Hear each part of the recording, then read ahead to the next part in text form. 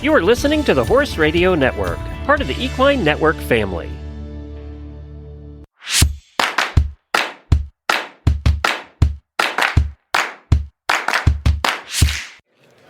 You're listening to the Show Jumping Podcast, a fun and informative show for riders, owners, trainers, grooms, and fans of all levels.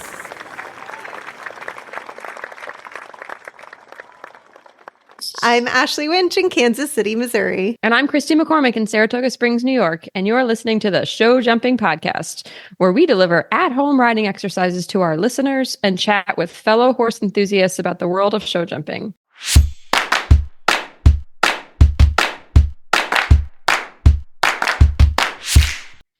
Today, we were joined by my friend Ashley Davis, who worked with me about 15 years ago while she was helping care for the horses at Ethel Walker Riding School, and I was doing some freelance teaching.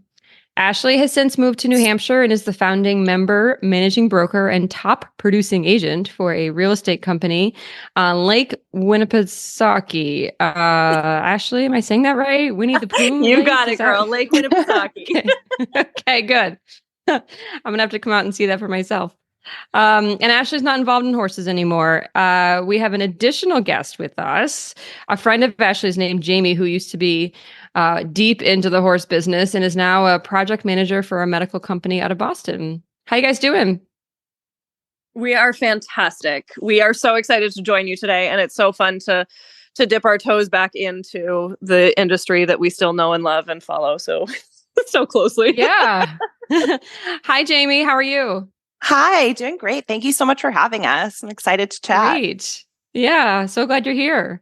Okay, normally this podcast is about the ongoings in the horse business, but let's talk about why some of us don't do the horse business anymore. And to preface this, I have gone through a transition recently where I really changed how all in or all out I've been. I've been all in for the last 30 years, and I'm adjusting to where I'm picking and choosing where I'm into it and love that side of it. But, you know, as we all know, this business can be really hard, both on us as humans and certainly on the horses. So Ashley, why don't you start? What are some of the reasons? Tell us a little bit about what you did in the horse business and for how long and why you decided to make a change.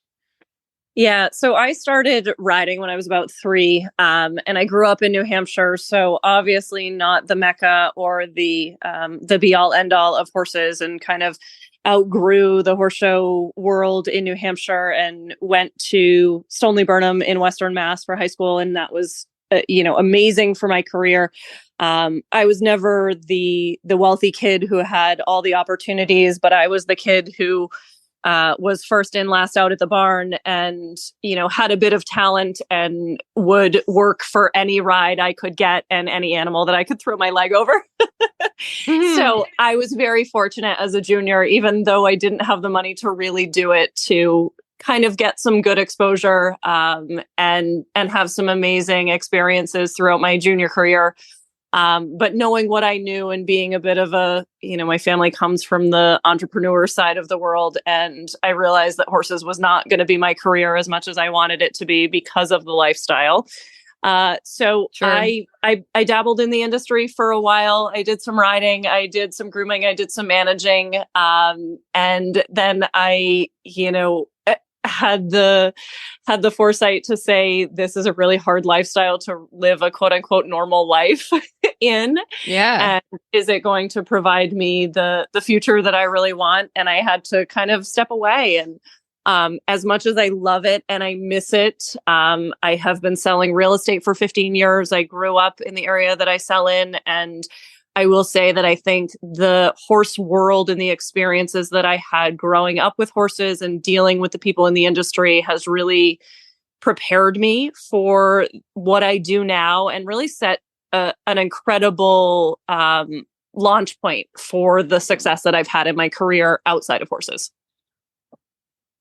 Good. Yeah. I mean, we learned so much from the horses themselves. And I feel like that's why we get into it is the relationship with the animal. For me, the relationship with the animal was always the driving point of it. And unfortunately, the business itself that we exist in, and people don't like to talk about this too much, but it really is the embodiment of the haves and the have-nots. And I think, unfortunately, that's a huge reason for so many very interested and potentially very talented riders to choose a different path. I mean, yes, it's a hard lifestyle. Yes, we all know that we're traveling gypsies and we work, 363 days of the year. And usually for, very little money, unless you've waited it out and figured out how to make a real go of the business, which that takes a lot of trial and error and definitely relying on the right customers. But, it's such a difficult space to live in when you realize that there's such a gap between the people that can afford to own the horses and the people that are kind of struggling ride to ride. Like you said, you would do anything to get a ride. Yeah. And the horses were always my driving factor. I mean, I formed bigger bonds and greater relationships with some of the customers than they didn't know their horses half as well as I did. And that's very common in that side of the world. And at the end of the day, everything that I did was about the horses, whether I was riding them or caring for them or managing the people that were caring for them. And I think that, that side of being an animal lover really never leaves you. And I'm finding it in my regular corporate life now. Are you? I Yes. have my customers that are drawn to me that, we're going out and looking at houses and they're like, well, we have to have a really great dog yard for the dog. Or, I find a client and I'm touring their home to put it on the market. And they're like, and we have this full dog wash room. And, it's not the horses anymore because New Hampshire, again, is not the mecca for it. And if it was, I'd love to be working in Wellington and doing that side of things. But here I am living my fantastic vacation lake life in New Hampshire all summer. Right. And then skiing all winter. But on Lake Winnie the Pooh. Yes. Yeah. Lake Winnie the Pooh. You got it. Yeah. But at the end of the day, the animals are the reason that you're there. And that is so paramount. I mean, it's really, I can't imagine, the greatest relationships that I think I've ever had in my life have been with horses. Yeah. Oh, I don't disagree at all. I mean, they're such a constant, and that's, listen, the huge portion of my life has been spent not just, taking care of the animal, but, competing with them and jumping them over jumps that they were probably never meant to look at in the first place. And teaching clients who are riding these horses that they do love and you hope have a nice relationship with them, but they, the reason for having them can have many faces. There's prestige, there's winning ribbons, there's just the part of the business where it's a little more of a social lifestyle than it is about that relationship with the horse. And I see kids now these days who they're either at one end of the spectrum when they don't know what their horses eat, or what kind of grain they get, or how much those horses like to be turned out each day. Does a horse like a 30-minute turnout and then is ready to come in, or do they like to stay out all day? And it's just, that's the kind of back to basic stuff that I wish we had a little more of at each level of the sport, which is hard. Some of it comes down to time. We don't have all of that when we're trying to show quite a bit. Jamie, can you talk a little bit about your role in the horses and what made your choice to make a transition? Absolutely. I had a similar kind of upbringing to Ashley. I wasn't the kid that was super well funded. I grew up in Massachusetts, started at just a local barn and loved it. My parents had no idea what to do with that. So they kind of were like, sure, we'll drop you off, whatever. And I found myself, working to do more starting from a very young age. And that eventually turned itself into finding my way to the scene in Wellington, doing a little bit of everything from, FBI grooming, assistant training, running local barns, in different phases of life. So, and I think that love for the horses, I think what you guys are talking about is a huge component for those of us that, particularly if we're not coming from a well-funded, backed kind of showing experience, that brings us in there and keeps us going and keeps us doing it. No matter, like you said, it's such a high time commitment. You're there being a traveling circus person and you do it because you absolutely love it. And honestly, I don't know whether I ever would have voluntarily said, you know what, even though you have those moments where you think, wouldn't it be nice to have a vacation? Don't I want to go hang out with Ashley on the lake? I don't know whether I would have truly said, all right, I'm going to give it up because of that love for it. But I actually fell off and broke my back during the pandemic in 2020. Not catastrophically, but enough where coming back and doing what I was doing and what I like to do wasn't really going to feel great and safe and comfortable for me. It was kind of just not ever going to be quite the same. So I said, you know what, I guess this is the universe telling me it's time. You went to college, put that degree to use and try and be a normal person. And, I'm kind of grateful in some ways because it is really nice to have a different life and have that free time and be able to pursue things that you want to do personally. As much as I do, I miss it a lot in a lot of different ways, but, I'm grateful to be inside and warm today, looking outside at the snow. Yeah, right. Well, and we say the word lifestyle quite a bit, having a lifestyle where you enjoy what you do. And we keep saying we love the horses. That's so important. But I think what we all know and we're carefully acknowledging is the love for horses isn't the entire day of this business, right? I mean, we have to keep that in the forefront. And really, we have to remember too, we're asking these horses to do things that they were not bred to do. We may breed them now because some have, athletic talent, whether it's racing or jumping, and we apply those to the next, breed or generation, right? But if you really look up the purpose of the horse, they're used for farming and for war and for transportation. And we don't need those three things. They're not used for those three things anymore. So now they're just used for our own personal pleasure. Right. And you could break it down to the nth degree and say this is silly. And I do think some horses really do enjoy being exercised and work. And I think some of them really learn to love their job. Some get kind of excited and revved up to go to the ring, but the care of them is so important and has to drive how we put them in each of their days. That I think that's just such a constant job that's hard to uphold.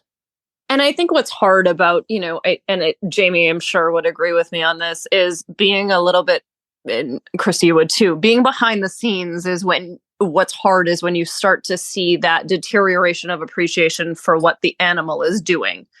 Sure. Or appreciation, excitement from the animal's perspective. Like they're just, a little bit down about what's about to happen to them because they're being prepped to go to the ring. And, as an animal lover through and through, that's why we started doing it. That's why we continued doing it, regardless of what aspect we were working in the industry. At the end of the day, we would skip dinner just to make sure a horse was iced properly or, medicated properly, right, or, sound enough to go to bed. And there's a lot. There are the benefits to having horses, especially if you do get to be their caretaker. You do, you learn the discipline it takes to take care of them. You do learn to put somebody else first. You put them ahead of their needs, ahead of our needs, and that's a huge lesson. That's both helpful to the horses and helpful to us. Yeah. And listening to the podcast that you did with Jamie Cormier it resonated. And as I was listening to it driving, I sent it to Jamie. Abram here with us today, and I was just like, this is a bit of PTSD, but it really makes us appreciate the life that we live now.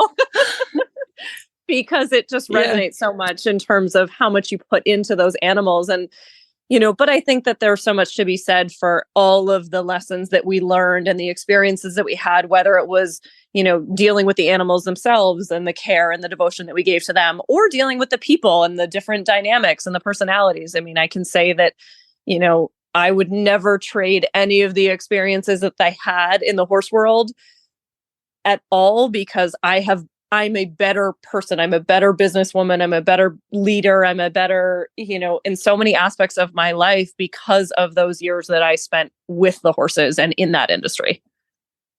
Oh, for sure. Yeah. I mean, the biggest lesson I've learned is how to be compassionate and both towards people and animals. But you learn so much about, being empathetic and understanding, this is if you have this capability. I've certainly met horse people that do not have this capability in their repertoire, but whether it's understanding, again, first how the horses are feeling that day. I truly believe horses can have emotions, and they're not always the most intelligent animals, but they're definitely animals that connect to humans. And I think that when they recognize, sort of somebody who not just feeds them and brings them in and out of their stall to go in the paddock, but I'm not saying that they understand that when we use, liniment A versus liniment B on their legs, they're going, "Oh, thanks, Christy, for choosing that one. I like that better." But I think having a relationship with a horse is you can apply that to so many relationships with humans. And then as far as dealing with the humans in this industry, that's across the board. Hopefully you meet people like you and I, who we met and we had such a great time connecting about similar experiences, and we had come from different worlds, but what we were doing with those kids at the walker. You certainly learn things from dealing with clients, whatever perspective you are from the horse world. I had a client who we had a wonderful groom, and that client knew her for 4 years and asked me in their 4th year what her name was. That's just such the epitome of people who come into this space and think that they are the most important part of it. And that's a little bit tough to work with, but can be applied to, you can learn something from that. You can apply that to meeting lots of other people in different industries in the world. Yeah. And I think that's, the way I look at it is, and I still look at my day-to-day life this way, that everybody that you meet, regardless of where they are on the spectrum, whether it's an animal or a human, you learn something from them. It's Yes. a great way of looking at it. If it's good, if it's bad, it really doesn't matter. But everything is a teaching opportunity, and that only allows us to grow and evolve ourselves into the person that we desire to be. Yeah, exactly. I mean, I remember learning from Ashley. You'll appreciate this story. One of the students from Ethel Walker, who couldn't tell me her course anytime we went to the ring, except in terms of shapes and colors. And I might have mentioned her on a previous podcast, but this to me was, and she was frustrated that she always went off course. And I just remember looking at her and going, okay, this is how you learned. So we'll figure this out. Come to find out later, severe dyslexia. And we really had to address how to remember what she was doing in a different way that everybody else did. But you think you go through the motions with these students, and they are also individual and so different. So the horses and the students across the board. Yep. Absolutely. Those people Jamie, skills you are said so valuable. Yeah. Sorry. Yeah, exactly. No, I was just going to reference your injury. What do you think you learned from your injury that has helped you in the non-horse world? I think being launched into the real world a little bit by surprise, I think kind of forced me to land on my feet and adapt and just kind of hit the ground running, which I do think those skills were set up for me by my experience working in the horse world. The same way that those people skills, coming out and working in the corporate world, it is just so valuable having had that background, even if you're applying it to something completely different, because you're dealing with people, not only all different personality types, but everyone's a little under pressure, right? We're out there, we're competing, and you're not necessarily getting everyone's best self all the time. No, you're not. The adaptability portion of that too.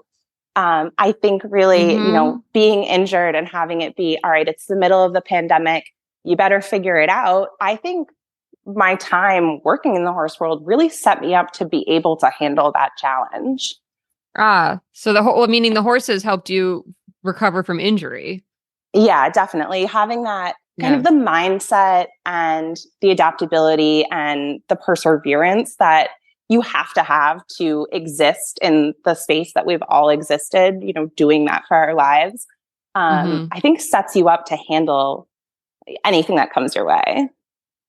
It's sort of like when you write the plan down on the whiteboard and it goes completely awry. Yes. And then it's just, you've got to think on your feet and adapt and turn and pivot. And I mean, watching Jamie go through this, it's been really amazing to kind of experience that with her, because we all go through it a bit in our own senses. But she was really one of those people that was thrust out of the horse industry and landed on her feet and said, here it is, and here I am. And she's incredibly successful in her career and does so well.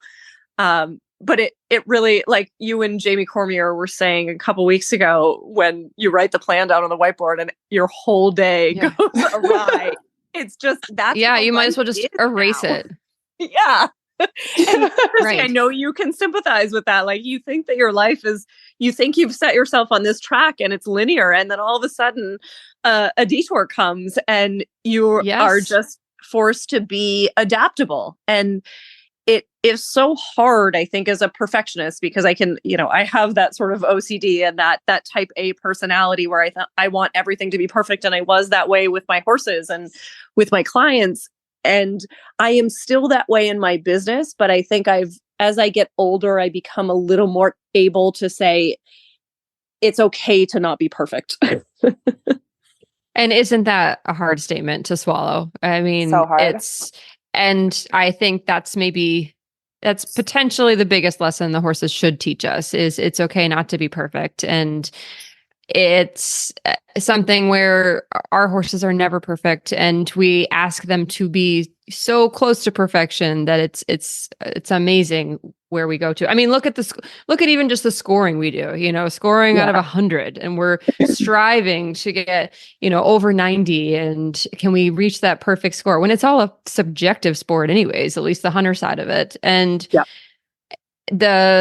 not just the learning, in the ring and the results that come from showing, but just the, like you said, the day-to-day and the taking care of them, that they have to teach us that. When I fell off, I was at what I guess would be maybe the peak of my riding career at that time. And I went from, literally trying to be as perfect as I could and get as many rides as I could and win as many classes as I could, to not being able to walk. I tore my ACL after riding a horse that was doing nothing wrong except questioning an obstacle that I, pointed him at. And it was a little small gymnastics and a green horse. And I just was turned off the wrong way and landed on my feet. And I felt and heard my knee just go. And I did know that second that something was really wrong. When you fall off and you're like, okay, can I breathe? Yes. Can I move? Yes. Okay, I'm fine. And you just get up and then you get back on and you figure it out. And that was the first time ever where that didn't happen. And I just sat on the ground, and I remember the first feeling being such dread of the fact that I knew I wasn't going to be able to get back on. And that really evolved into when the doctor said to me, well, you have 6 to 9 months until you can ride again. I thought it was the end of the world. And because it feels it feels that way. Yeah, it does. If he might as well have said 6 to 9 years. Yeah, a day to you is a long time, and 6 to 9 months is years, is decades. It feels like decades. Exactly. Yes. He might as well have said the rest of my life. And, the funny thing is at the end, and I was just, I was literally devastated, which to me now I want to say to myself, get your shit together. Like, come on, this is ridiculous. You're fine. And what happened was I was a better person after that. I was, like you said, Jamie, I learned so much from not just how to heal, but my perspective. I thought horses were the only thing I was ever going to do. And that started my path to, I really needed to open my eyes and look at other things in the world that exist outside this horse world. Yeah, it's scary, but there's so much out there. And I think, like we said, we're all so dedicated to it when we're in it. It's hard to see outside of our blinders.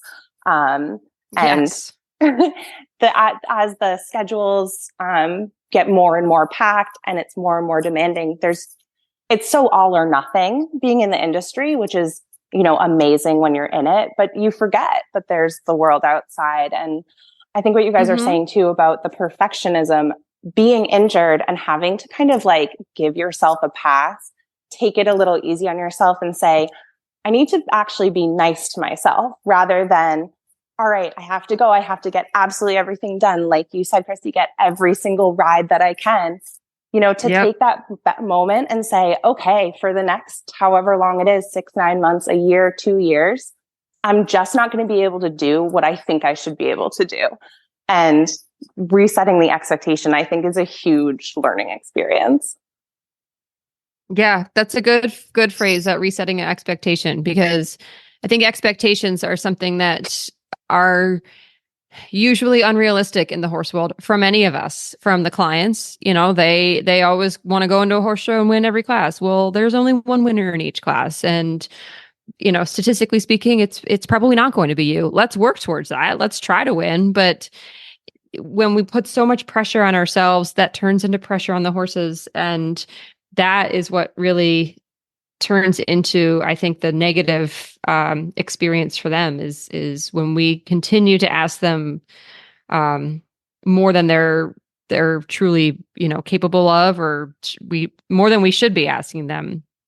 And certainly that can relate to the people. I remember being on crutches in a golf cart trying to drive around Wellington from the tent to the rings. And I was so mad and frustrated that I couldn't physically do anything, that I would be, this is embarrassing. I would be sitting outside the golf cart, outside the tent, looking into the aisle, which you can't see anything in there. It's dark. And the people working for me and the grooms taking care of the horses, I would see something from afar and I would start yelling into the tent about it.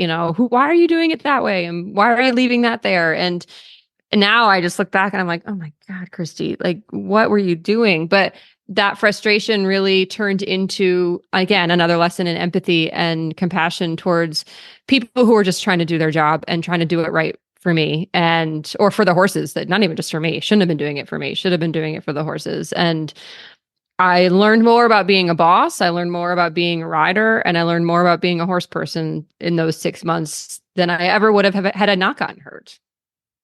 Yeah, I think that, and unfortunately, it doesn't change whether it's more impactful when you're in the horse show world, because literally your job is 7 days a week, and it doesn't change much if you have an injury or something happens to you in the real world either.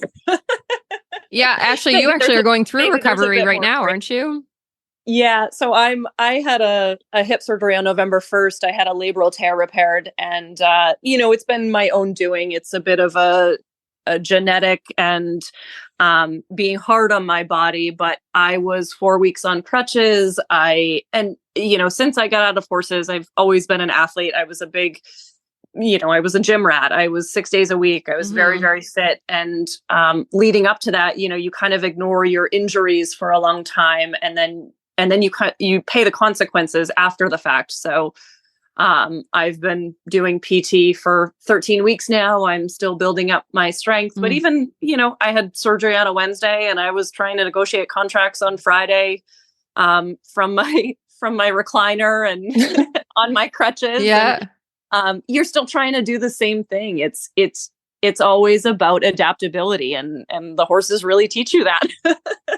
Right. Whether you're sitting on their back or you're trying to manage their days or their care. Yeah, exactly. And side note, isn't physical therapy the best? That's really where I learned about myself. I had this awesome physical therapist who was like physical therapist to the stars. He had put together football players from the NFL, and he happened to find people who would pay for his services in Wellington. Shocker.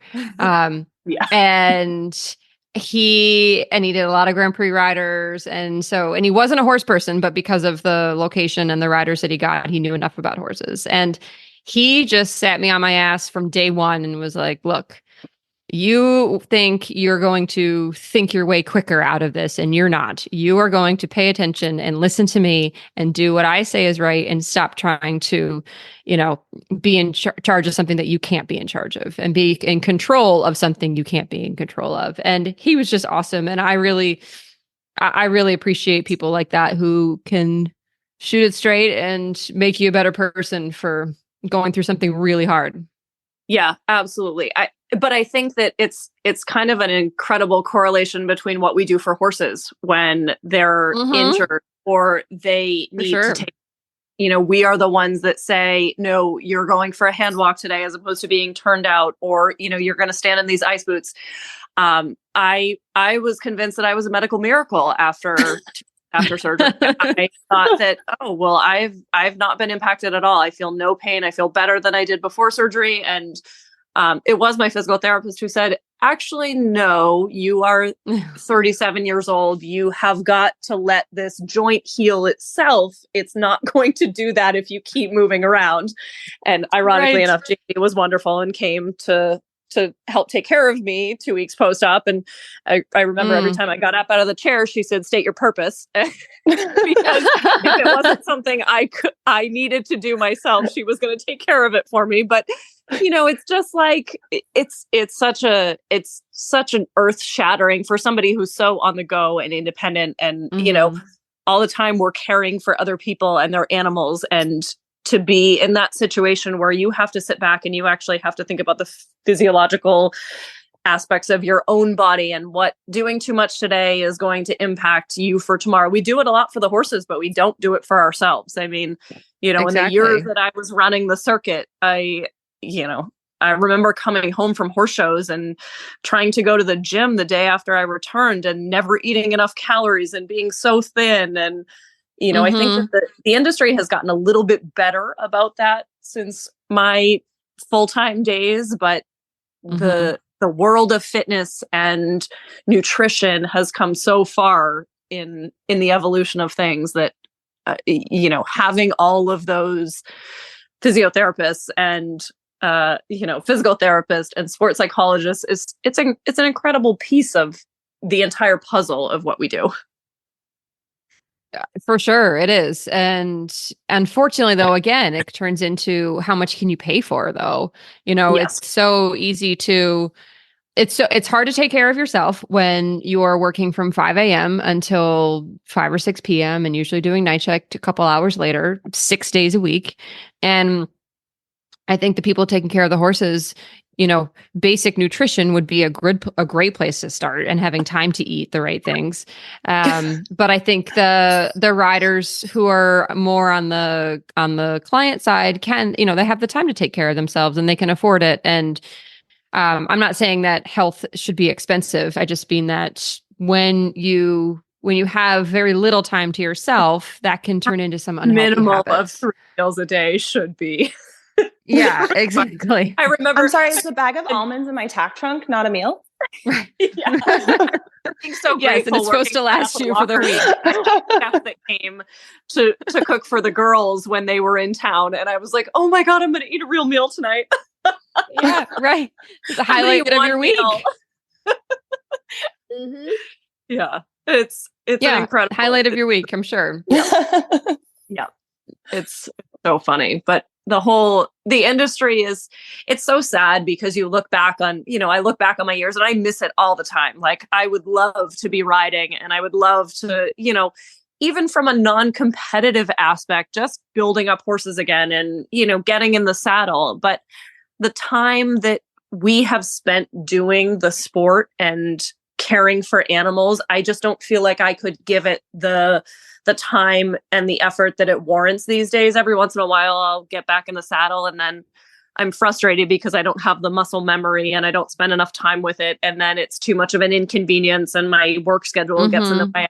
But I love, I love to follow it. I love to cheer you on from the sidelines. I love my friends who now have children who are coming up in the ranks. There's so many aspects to the industry that even if you're not in it, I still feel like I'm in it a bit because I live vicariously through others. But it's such a demanding sport that if you're trying to be and you've competed at the levels that we've experienced, you've got to be all in. And that's the sad reality of what the sport has gone to. Yeah, and I think back to reasons not to do this business it is an all-in sport, and I'm very lucky that right now I'm able to pick and choose what I can do and what I want to do, but that the only reason I can is because I've lived it nonstop for the last 30 years. And in doing so, I've cut myself off from other experiences. I'm taking my first winter vacation this year, and I'm, trying to experience other things that I never had time for before. And I think the resources of time, because the horses require so much of ours, are a huge thing. The resources of energy, I remember being done with the horse show after 2 weeks and unable to want to speak to anybody for at least 48 hours because I had just talked so much and said so many words, many of which I didn't even remember what I said or believed in what I said, but I just knew kind of the party line and you just keep repeating it. And I'm not saying that I did this, all the time, but you kind of get a little brain dead after such repetition. And having to, I would look forward to taking care of the horses most, but the people side of the job was always the toughest. And I think because the horses were the quiet time, they don't. Yes, exactly. Back to you, and you can have that kind of peaceful tranquility. I mean, as much as I loved every aspect that I worked in, sometimes at the end of the day, throwing standing wraps on a horse or, waiting for the ice boots to time out was just the best because it was quiet solitude.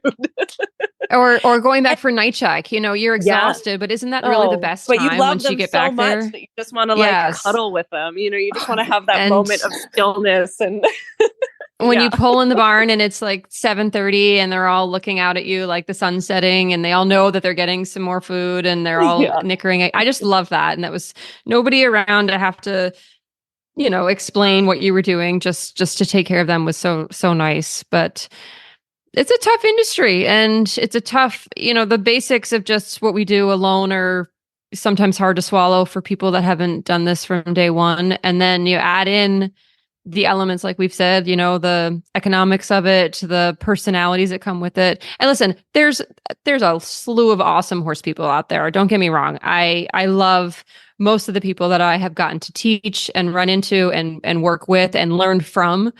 It's just that the high side of it can really produce it's a 24-hour day career. It is not, Yes. I love what I do now, but I will say the reason I think I have been so successful in the real estate industry is because when I started, I was used to a 24-hour a day, 7-day a week career.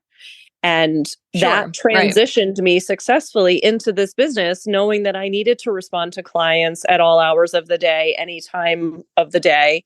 And any day of the week. There was no weekends off. There was no, and that's hard for most people to understand. I mean, you walk into the corporate world and if you've come out of the horse show world, you look like a hero. Right.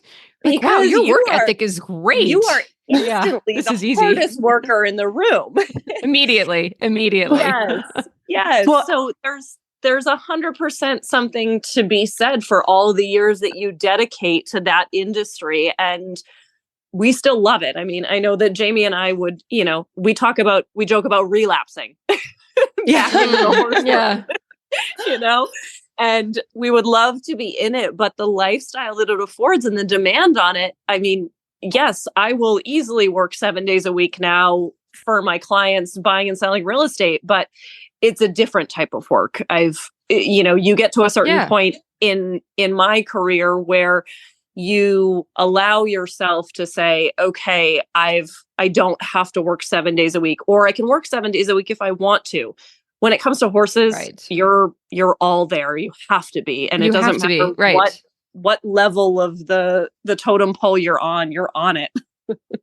Well, and I think too, the more you actually do care about the horses and their lives, and the more, I mean, the tough thing for me was watching what we put them through with some riders who were, you don't have to be a good rider, but sometimes if you're not, it's not just getting on and working and exercising. It's going to jumps that are, they're placing those poor animals at distances where they have to figure out how to get over a jump without literally hurting themselves, or getting ripped in the mouth or getting, just basically flipped over in some instances.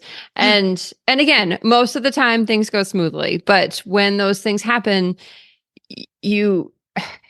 that's where my compassion for the horse comes in. And I'm going, I'm not just leaving just to go home and, have a cocktail. I need to stay and make sure this horse's legs are taken care of correctly. And he doesn't have any bumps or bruises on him. And he's put away the right way. And that takes a lot of time and energy.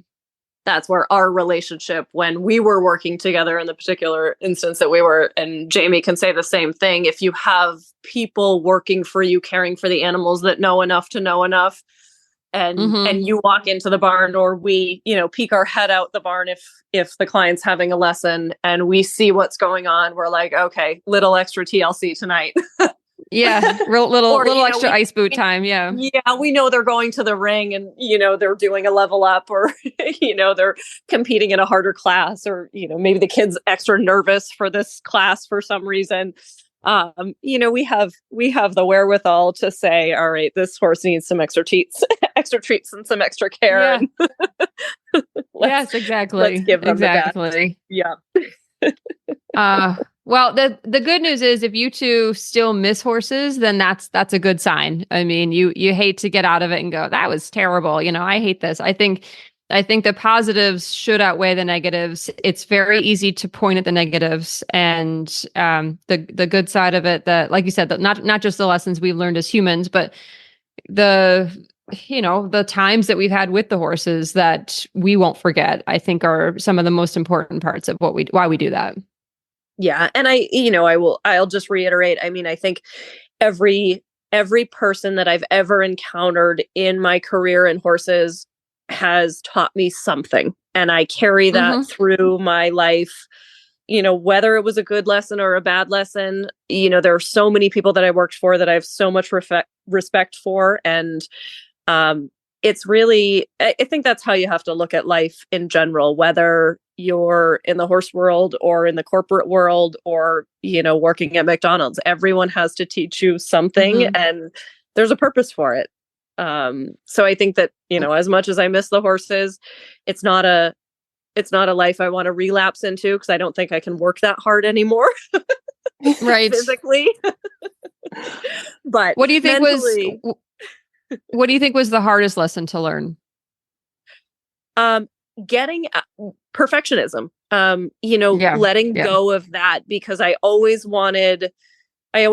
when I was a rider, it was the same way. I always wanted everything to be perfect. And, that, I think that's what made me a really good manager and groom, certainly in the years that I did that, is I wanted every horse to walk out of the barn looking immaculate. And, whatever happened after there, I couldn't control it. But as long as I knew that I was setting every horse up in the best mental and physical way that I could, absolutely. And when it came to dealing with the grooms and the people, it's perfectionism is a hard thing to overcome.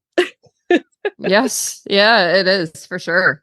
I've had a lot of business coaches since my horse years that have just been like, why don't you get rid of that? And I'm like, it's not something I can just let go of like that. There's no switch for that. That's going to take some appreciate your opinion degrees. on that. However, I don't want to hear that opinion. There is one way to load the dishwasher, and if you choose to load it that way, you are correct. If not, I'm sorry. And it is fact. You are wrong. Jamie, how about you? What's the hardest lesson? You might have gone over it already, but what do you think is the hardest lesson you've had to learn from the horses? I think just, kind of in extending compassion to yourself, which I don't think I necessarily learned during my time in the horse industry, but it's more been an evolution, coming out, being injured. And it's hard, like we were talking about, you're so in it. You're there to take care of the horses. You know what they need, and you're going to put yourself second. So I think extending that same compassion to your self-care and being a little easier on yourself, it kind of blends into the perfectionism aspect too, that, there's only so much everyone can do every day, no matter what you think you should be accomplishing. And I think that's a hard lesson to learn, and still working on it. It was funny. We were talking a few minutes ago about being so committed and not being able to, turn off and say, oh, it's the weekend. Ashley was down visiting me when I was pretty new in my corporate job, the first time I ever called in. And she had to coach me, talk me off the ledge. Like, it's okay. Like, you're allowed to. This is what sick days are for. Like, you can. And just like wrapping your mind around that it's like, oh, like everything isn't life or death, because we're in it and we're so committed to it when we're doing it. It's hard to kind of get that perspective. Chrissy, I know exactly with that right now. Yes, I completely understand. Completely. And it's, you have to take time for yourself. You have to put your own oxygen mask on first, as they say. Yes. And you have to make sure that took me a long time to learn too. And it's hard to learn. And if you're of the kind of people that I think we are, where you do put others first and you put the horses first. And like we said, that's necessary in this, not just the business, but if you have horses that live in your backyard that you're responsible for, they have to come first. But having some time or compassion for yourself, is definitely a hard thing to learn. The hardest thing I had to learn was that I'm never going to make everybody happy. And I spent so much time bending over backwards for way too many people for many of the wrong reasons, to try to please everybody. And unfortunately, I had a lot of conflict between that and what was best for the horses. And I think that was one of the driving forces that I needed to say, what am I doing this for? Why am I killing myself for other people to get what they want out of either whatever I was providing them, or if, the horse show or the schedule, or, just whatever their demands were. And some silly, some like, could you carry my, show jacket and water bottle and, helmet to the rink for me so I can go up early and learn my course. And I don't want to, be bogged down with everything to bring up there. Like, what? No, be responsible for your own things, please. But I would say, yes, sure. No problem. I can do it. Well, you can't do everything, and you can't make everybody happy. And many times, especially for the horses, if you don't put them first and you put the people first, it's going to come back to bite you. So that's, and I think that can be applied for life, any business, any situation. You can't make everybody happy. You've got to do what you think is right. And that's the only thing that matters.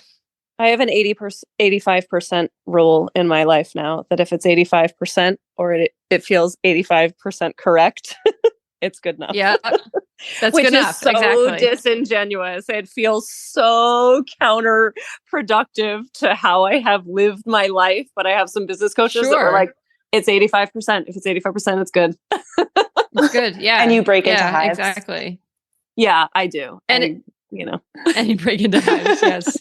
Well, and I think too, not just saying yes to everything, taking into consideration, what are you being asked, whether it's a demand from your business or your people, the people you work for or whomever, you should at least, and this goes to Jamie's point too, take a minute to say, is this best? And can I have a little compassion for myself in this, scenario? So I don't know. There's so much the horses can teach us, and hopefully we take care of them enough to,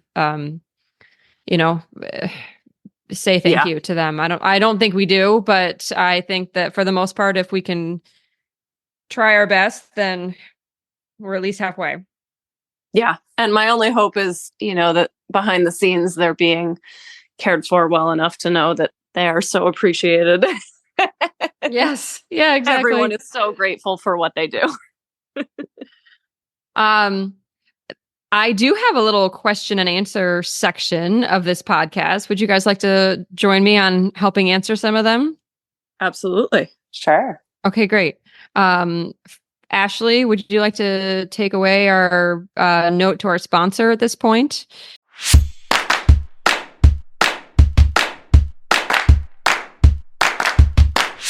Happy to highlight our title sponsor, Relyne GI. Relyne GI is a natural, long-term alternative that goes beyond masking symptoms. This unique blend of gut-friendly hyaluronan and wellness-boosting beta-glucan works with your horse's body to soothe and protect their digestive system.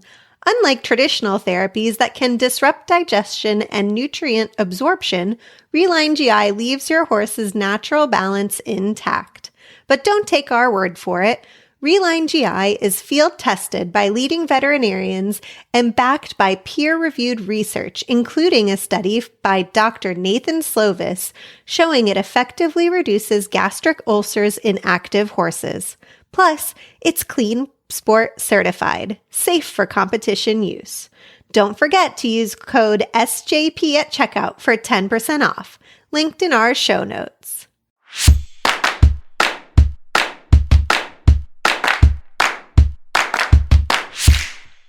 All right. Our first question comes from Chelsea in Salt Lake City, Utah. She says, this is a really relevant question to what we're talking about. She says, I'm currently recovering from an injury sustained while riding. It's been 2 months already and at least 4 to 5 months to go before I can ride again.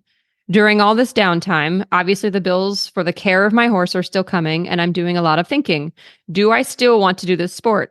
It's like she knew what we were going to talk about. This is her still. I've been feeling like I'm getting priced out for a while now, but having to pay for the sport while not actively participating is giving me a different perspective. Do I still want to participate in this sport? Any advice on how to make this decision? Well, listen to the podcast, Chelsea. Here we go. Ash, what do you think? Give her some advice. So my advice would be to kind of double down on the horses. I think it's very easy to get wrapped up on the competitive side of the sport. And it's very hard if you've been a competitor to let go of that. But if you are a true horseman, really learn, really spend the time you are taking to recover your body to, yes, it hurts to be paying those bills, but give yourself the ability to prioritize. Is this really the most important thing to you in terms of competing or being on that competitive level? Or, I think there's so much to learn in every season of the sport, whether you're actively competing or you're learning more about the horsemanship side of things. And that sounds a little bit, maybe a little bit hokey, but I am a true horseman at heart. And I grew up from a school of really learning the horsemanship side of things in addition to being a talented rider. So, I think refocusing on how much you can learn about your horse or about the industry or about competing or attending clinics and auditing. I think there's so many other things you can do besides sitting in the saddle to reinvigorate yourself in terms of the horses and the world and competing. And I think the answer will be in your gut at the end of the day. I totally agree with that. I like that. Yeah, go ahead, Jamie. I think that's a great perspective to have on it. And like you said about learning from the sidelines too, auditing clinics, coming up as someone who wasn't really well funded and I didn't always have something to ride to practice. That was a big thing that was instilled in me at a younger age is you can always be learning by watching.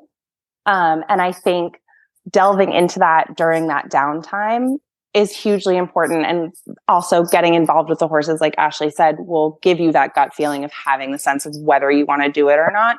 I do think the expense is something that, you know, we've all talked about in this sport, and it's something that's a really valid concern.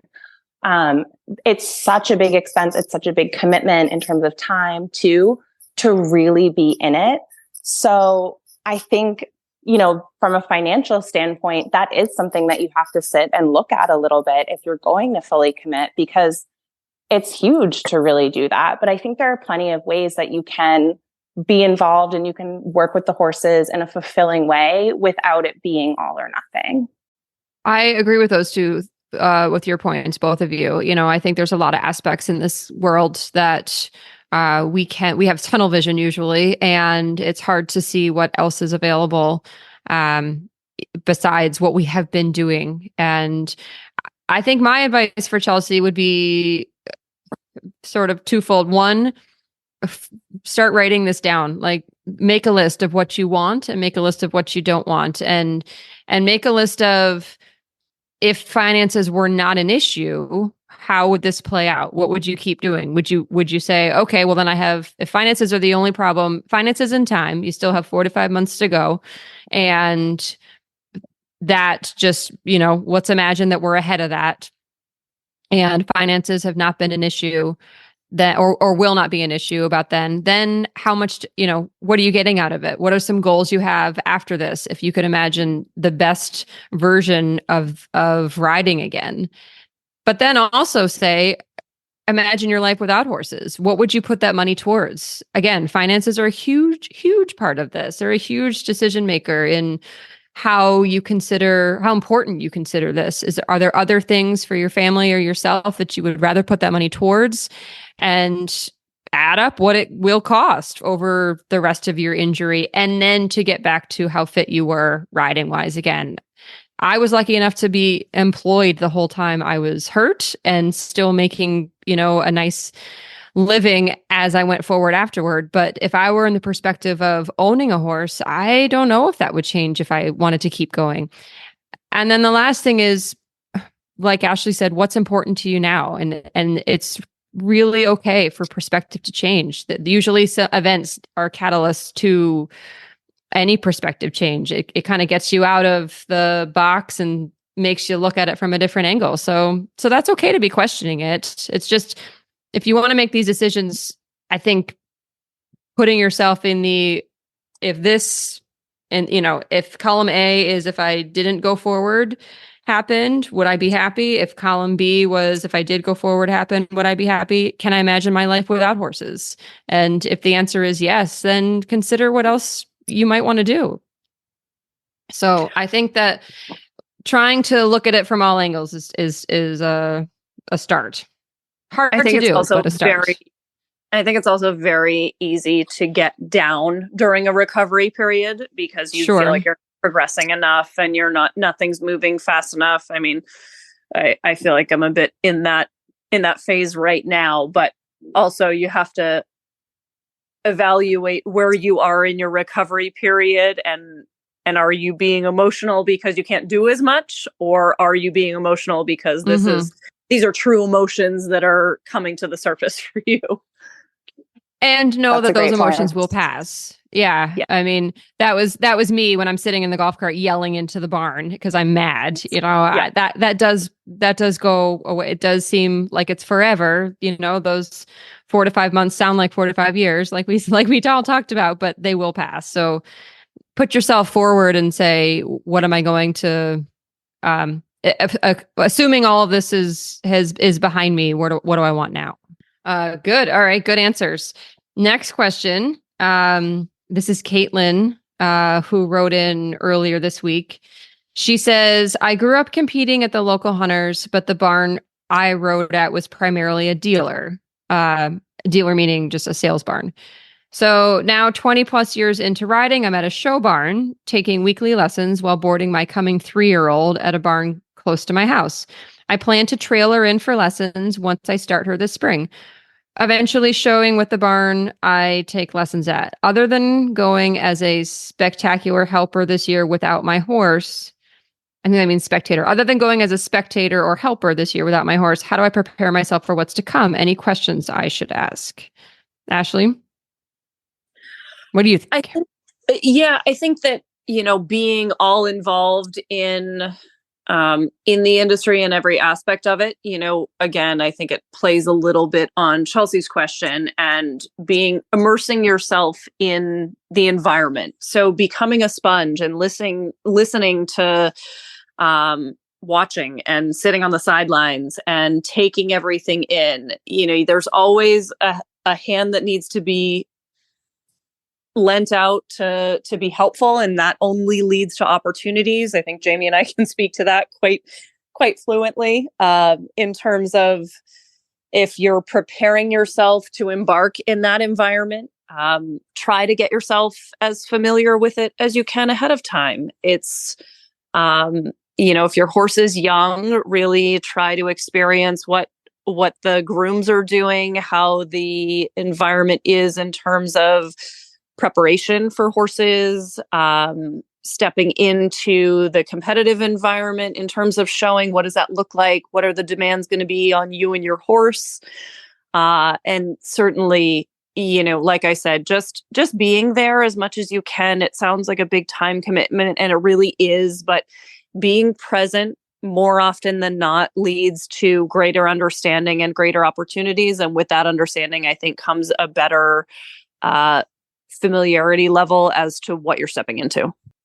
Yeah, that's a good answer. I think that it's really hard to know a situation until you're in it, but to try to, get to know some of the people that are going to be taking care of your horses is definitely key. I think that asking, the trainer who's there about, explaining and being communicative about your own expectations is a big thing. I think that that's something where, when I had a barn of clients and I had a new client come to me, we always had a meeting at the very beginning. And before we said this is the right fit or match for the two of us, we talked about the client's goals, both for her as a rider and for the horse. And if you have a young horse, there's so many little baby steps that have to be taken. And I think asking for Caitlin to ask the trainer, what do you see? Ask the trainer what they see as the next year ahead. How do they see this all playing out? And see if that fits what you see, and communicate that to them as well, so that you guys can get on the same page. Jamie, you have any thoughts about this, about Caitlin? Yeah, I think, the number one thing that came to mind was she's talking about shipping in for lessons. And that kind of equated to me, if we're going to circle back on our discussion earlier about doing our physical therapy, coming back from an injury, and, you're going to your physical therapist, they send you home with homework. So that was the big thing that kind of popped into my head as I heard her question. If she's, shipping in whenever she can, and she's trying to get as much exposure as she can with her young horse, maybe asking, what should I be doing in between visits? What kind of exercises should I be doing at home? What kind of program should I be putting together so that when it's time for me to come to that horse show, I'm ready to go and I've done everything that I could to maximize the resources that I have in terms of getting ready. Yeah. And I think, again, that comes down to communication, is really not just taking a lesson, but like you said, asking what can I do in between? And if she's able to ride in between lessons, then practice whatever they've been able to do, and as well as be prepared for whatever the upcoming lesson is or the show. It's hard for trainers to really take care of all the little details that need to be taken care of for their clients. So it's really great when the clients can be proactive and say, what can I do for preparation? Cool. Okay. Last question, much simpler. Siobhan from Rochester asks, do you have any tips for the schooling area before a class?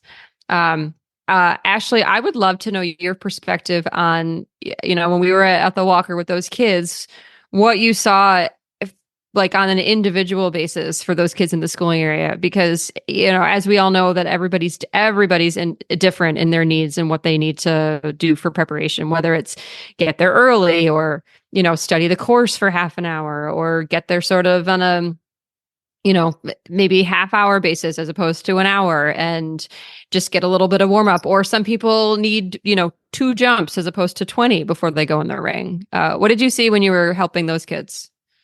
So I think the important thing is really kind of understanding, and this is an evolution for most people, is understanding what works best for you, and what works best for your horse. So for me, I needed time. If I went in the middle of a class, I would love to watch the first couple of kids go, understand the course a little bit better after I've walked it, do some visualization. And I was always, I always had horses that were a bit nervous in the schooling area. And I rode a number of horses that were just not, I had that bad string of schooling area mishaps. But we've all had those problems. Yeah, I think really for a lot of people, it's about bringing calmness and confidence to the schooling area. So whatever that means for you, whether it's taking the time to prepare ahead of time and then getting on your horse and, having a little bit of time as opposed to the hurry up aspect that comes with a lot of our showing experience. But a lot of what you do in the schooling area prepares you obviously to step into the ring. And if you do that with a diligent plan and some confidence and, the expectation that you're not going to feel rushed or hurried or have the anxiety of any piece of this puzzle leading up to just simply stepping into the ring, you're only going to set yourself up for success. So if you have the capabilities to go to the ring beyond when your horse arrives and has to stand around, certainly watching riders even earlier in the day, if it's not your course, if the course is going to ride the same, watching how the lines are riding for different animals and different stride lengths and how people are turning off of different corners and approaching jumps. And certainly, having the conversation with your trainer about, how you're feeling that day, if you're anxious, if whatever emotions are coming to the surface, that's an important thing for your trainer to understand as well, because it's not only going to help set the pace for how they prepare you for the ring, but also maybe how they prepare your horse earlier in the day. Yeah, exactly. It's as trainers, sometimes we're running from ring to ring and we get there when we're 3 out and really with no immediate information on how that rider feels or how they're, hopefully we've done our job and the horse is prepared as we think so. But it's really always nice to have a little context as a trainer to understand, hey, I have a really crappy family situation right today, and so I'm not really all here. Can we just keep this pretty simple and understand that I might not be, 100% in the ring? That's a huge help for us as trainers, and will be for you because you won't have a trainer going, hello, are you paying attention? What's going on up there? Exactly. Yeah. Jamie, what do you think?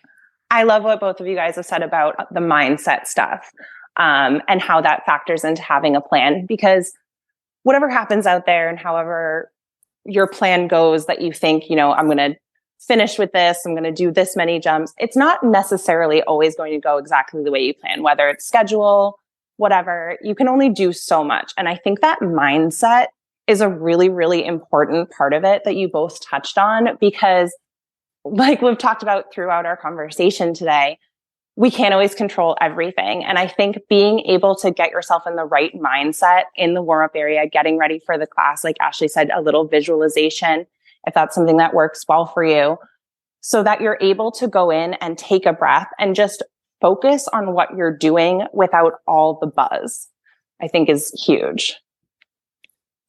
Yeah. And I think that leads into my biggest thought on getting ready for the schooling area is less is more, and understand that you're not going to learn a new skill that minute. Yes. What you know is what you know. You're going to do the best you can. You're going to warm up enough so your horse, gets a little movement and gets some sweat going and is physically prepared for the ring. And you're going to do a few practice jumps where you rehearse and are a little more in the groove than you were just getting on cold.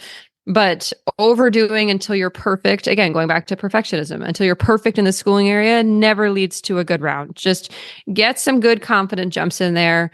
Whether you're in the hunters or the jumpers, just get yourself so that you're approaching your first jump as if you've just finished your last schooling area jump, and you're not overthinking, what exactly should I be doing right now? It just should be a little bit of a rhythm, and everybody's different. Everybody's individual. Everybody needs more jumps or fewer jump. It needs a version of that. There's no one set way, but if you can just appreciate that what you've put into it already in your homework and your lessons and any previous competitions, that's all adding up, and that'll stay with you in the ring, but just don't try to overdo. I would say less is definitely more. Totally agree with that. All right. Well, this was great, guys. Thank you so much for this podcast and staying with me through these questions. And when I need to have another real life conversation, I will definitely be calling you too. We're always here. I love that. Okay. We can speak from experience on this topic. There's so much more to talk about too. I mean, I say that at the end of every podcast, but we could keep going for another few hours, but we won't bore our listeners for that right now. And for our listeners, next week I'm traveling to Massachusetts. I will have another clinic out of Westford, Mass at Wildwood Farm. So I'll have another recap at that point, but thanks for listening, and we'll see you next time. Thanks, Ashley. Thanks, Jamie. Thanks, Christy.